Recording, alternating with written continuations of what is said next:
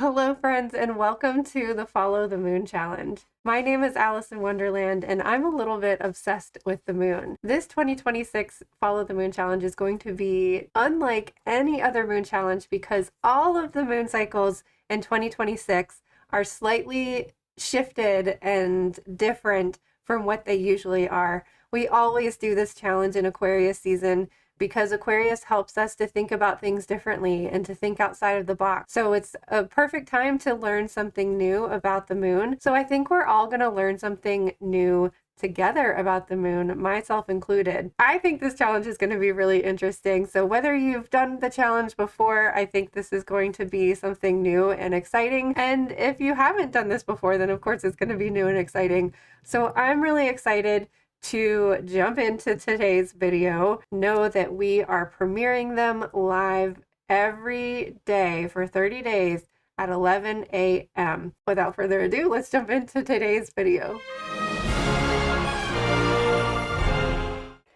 Welcome to day 29 of the Follow the Moon Challenge. We have technically a waning crescent Pisces moon, but whenever the moon is in the sign that it will be new in, I consider that the new moon energy still. So while the moon is in the sign that it is new in this case Pisces, I like to treat it as the new moon, especially because the new moon times are very different and kind of sporadic. Sometimes it's in the middle of the morning, sometimes it's in the middle of the afternoon, sometimes it's in the middle of the night. All the new moons and full moons the last month or so have been transitioning really quickly into void of course right around the new or full moon time. So I just like to really be aware of that before the case so that I am celebrating the new moon when it is in the sign that it is new in. So for example, tomorrow's moon is going to be noon at 9:23 p.m. and at the same time it's going to start to transition into Aries. So if you want to celebrate the Pisces new moon and the Pisces energy, I highly recommend doing it today on day 29 or tomorrow, but before 9:30 p.m. And that's just how I feel personally. Like personally, I want to celebrate the Pisces energy, the zodiac sign that the moon is in. But a new moon is a new moon is a new moon. Like whether it's in Pisces or Aries might not matter to you. But for me, having Pisces be the ruler of my chart, having Neptune be the ruler of my chart, Pisces energy is very important to me.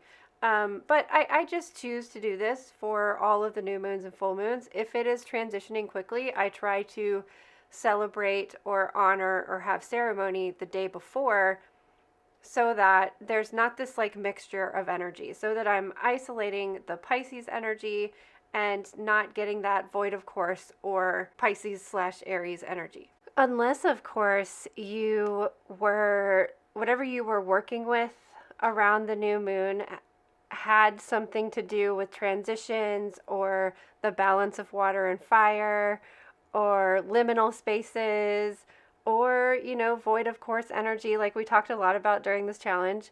So unless you were like wanting to enhance and encompass those energies, I personally usually just like to isolate that whatever new moon energy in that zodiac sign.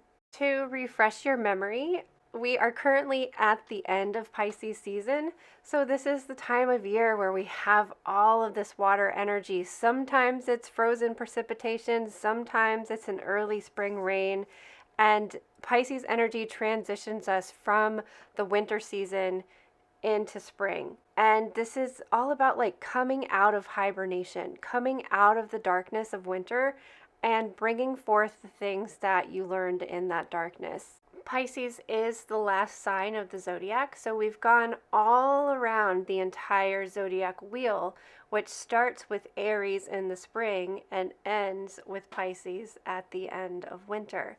So Pisces energy has the experience of all of the other zodiac signs before it, and then it gets ready to be reborn and have a fresh start in spring with Aries. So Pisces energy encapsulates like how you feel once you've overcome an obstacle or once you've come to the end of your journey or finally understood the lesson that you are learning.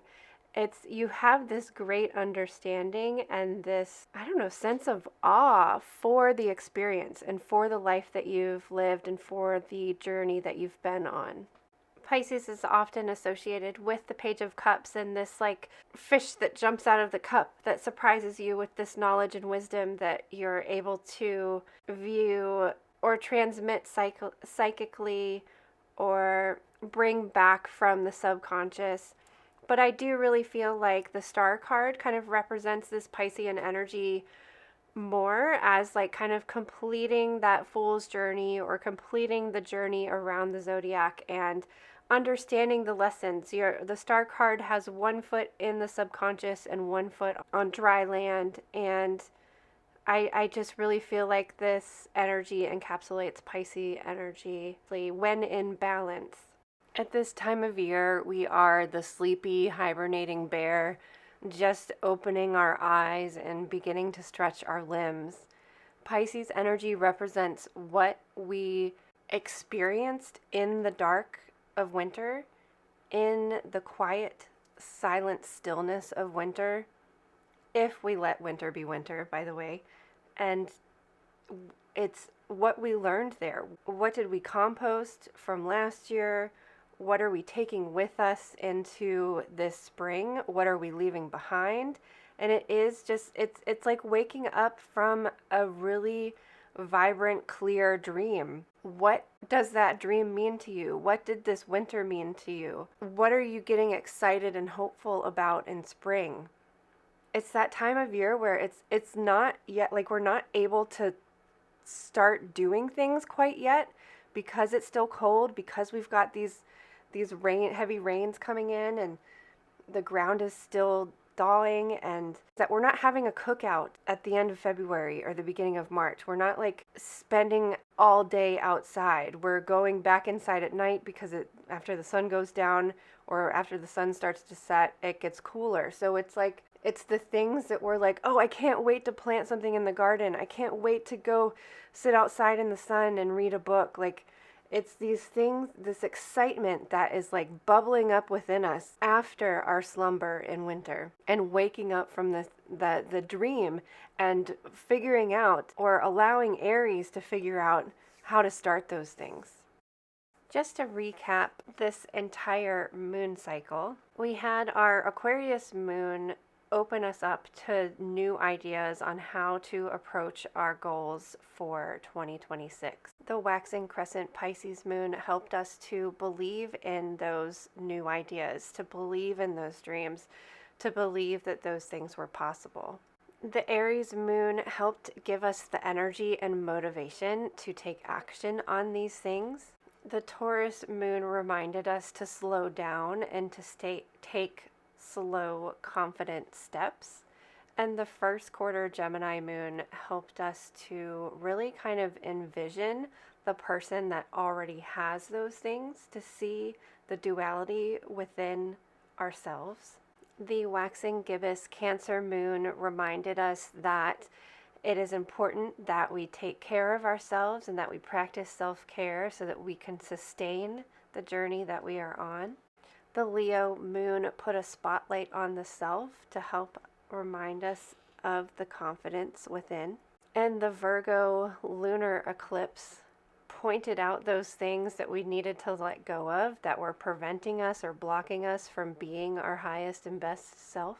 The waning gibbous Libra moon helped us to find peace with where we are at on our journey, so that we can continue to move forward and to not be bogged down or let down or doubting ourselves because we're not where we want to be.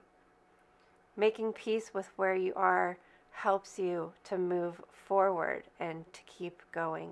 The waning gibbous Scorpio moon helped us to look at our shadows, to release the parts of ourselves that are no longer serving us anymore, to embrace the shadow that maybe kept us safe and protected at one point in time.